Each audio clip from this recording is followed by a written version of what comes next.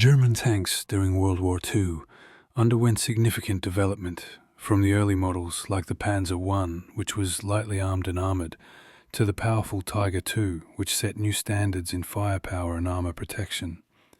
Germany quickly recognized the importance of armored forces in fast and decisive warfare, and their tanks became key in executing blitzkrieg tactics. Over time, with the introduction of more powerful models like the Panther and Tiger, the German military sought technological superiority, which, in many ways, became their curse.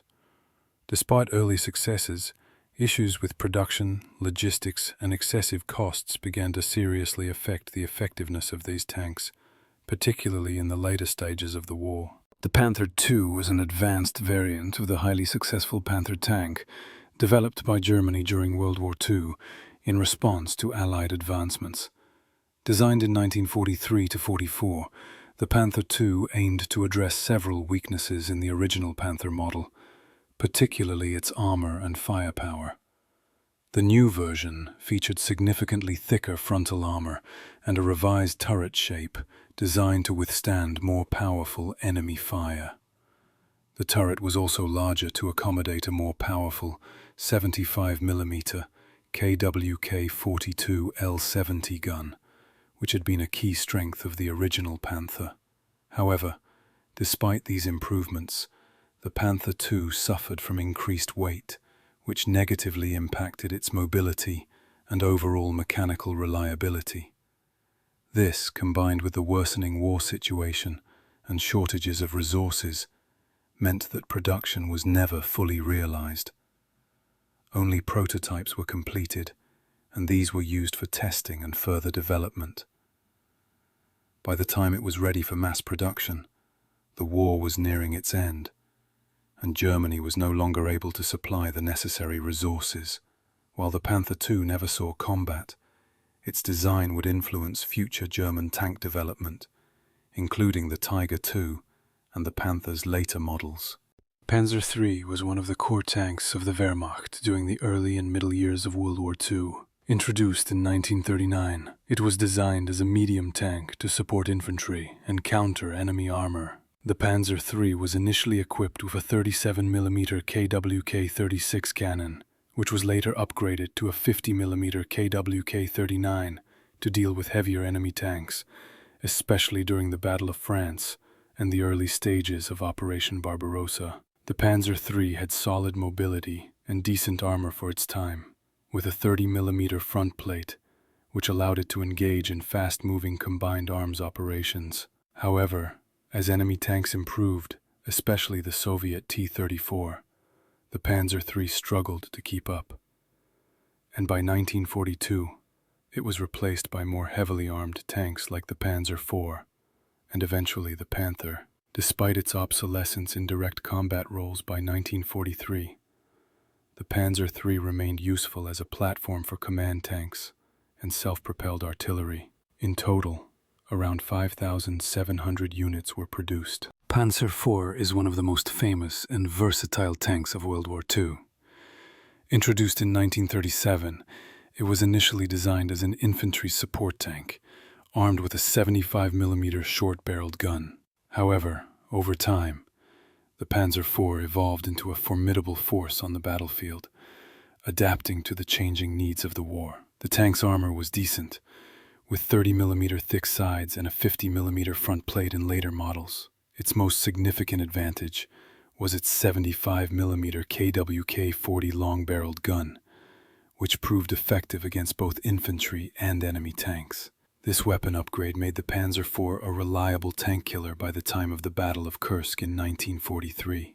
Despite facing increasing opposition from newer, heavier Soviet and Allied tanks, the Panzer IV's reliability, ease of production, and adaptability allowed it to remain in service until the end of the war. More than 8,500 Panzer IVs were built, making it the most widely produced German tank of World War II.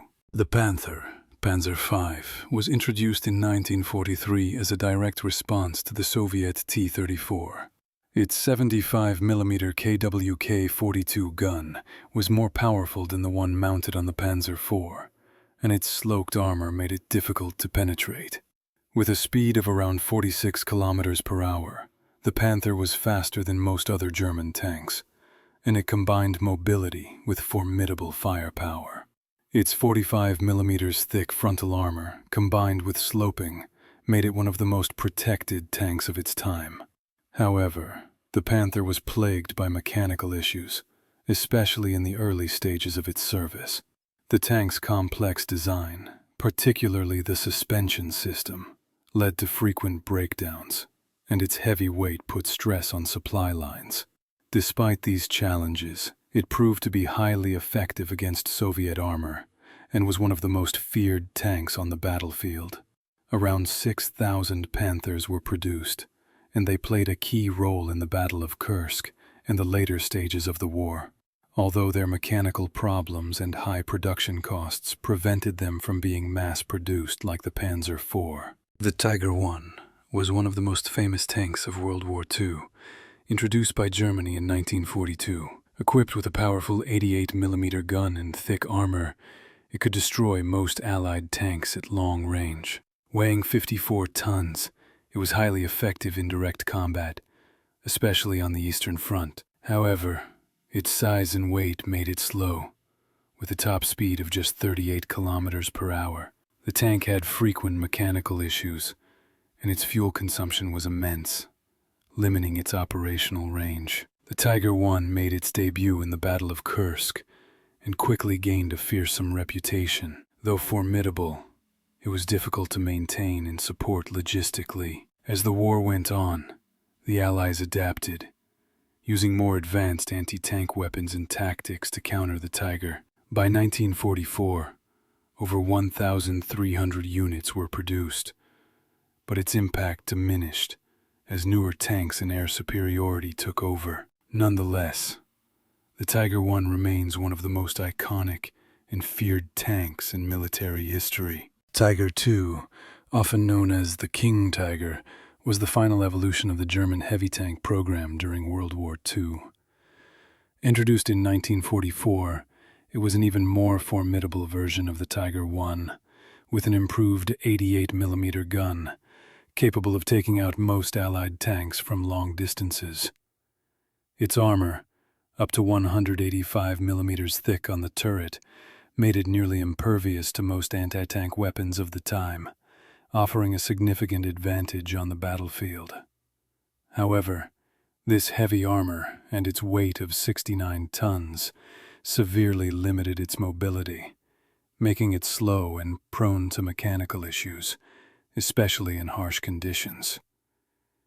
Despite its impressive firepower and durability, the Tiger II suffered from logistical challenges.